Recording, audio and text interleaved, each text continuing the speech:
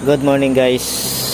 Dahil wala na tayong ulam ngayon, pupunta muna tayo sa ating palaisdaan o fish pan. Kukuha tayo ng ating pangulam. Tara na. Guys, nandito na tayo sa ating palaisdaan. Tingnan niyo yung ating mga alaga.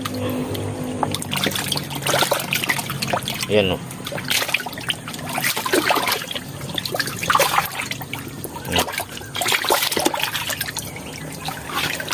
Kukuha tayo ng ulamin. Ilap.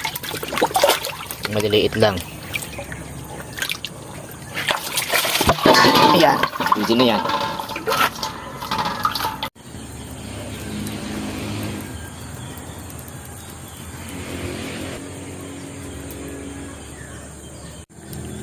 Guys, painitin lang natin yung ating langis. Hindi pa masyadong mainit. Dadagdagan ko ng gatong.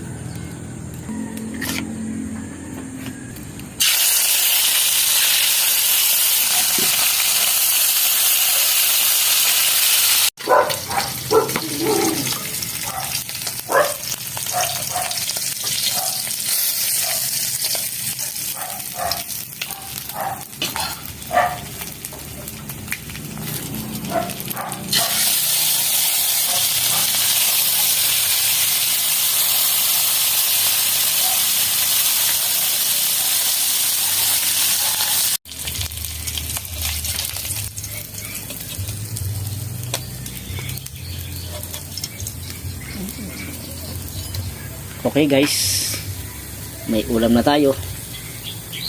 Kain na na.